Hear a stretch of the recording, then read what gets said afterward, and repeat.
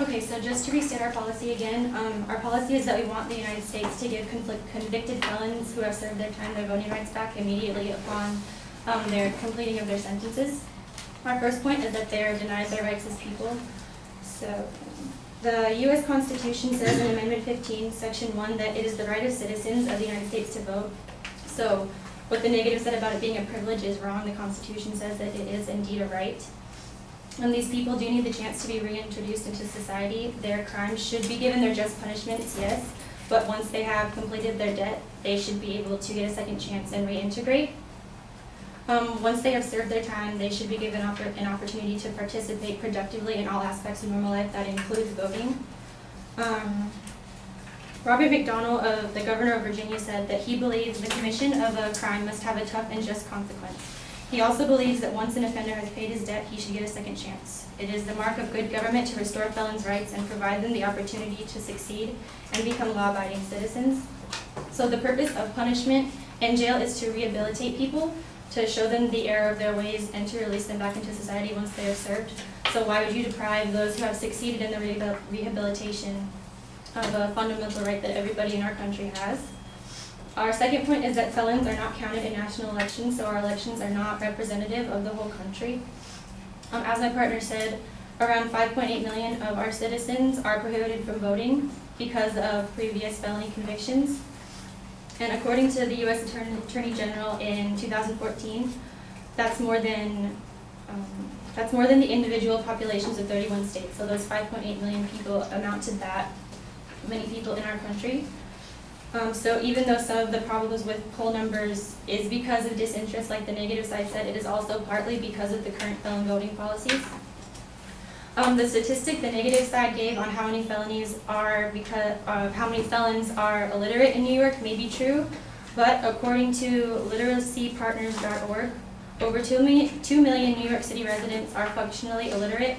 25% of the population. So that's 20% in Brooklyn and 30% in the Bronx have never finished high school. So it's not just the felons who are illiterate, it's also a large number of everyday citizens who we are still letting vote. So those who do not have the knowledge and political education, who aren't felons, are still voting. And from u.gov, some states prohibit all former convicts from ever voting again. 2 of these states, Florida and Virginia, are swing states with large populations widely regarded as playing an important role in elections. So these people aren't voting in our national elections, so they're not being represented. And especially in states such as that, we do need all of the population to be represented and count their vote. And our last point is that the current policy, where there are different policies all over the country, causes confusion on how felons know if they do indeed get their rights back and how to get them back. So we want to implement a universal policy all across the states that gives felons their voting rights back upon completion of their sentence.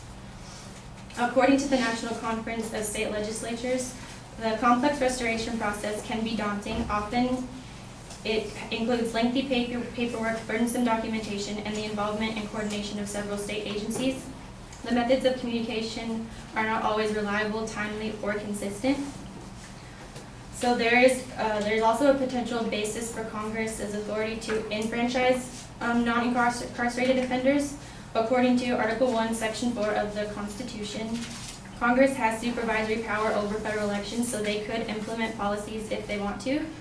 And there are things that could be done to change the policies that we have. Also, universal voting may cut the chances of offenders repeating their crimes again.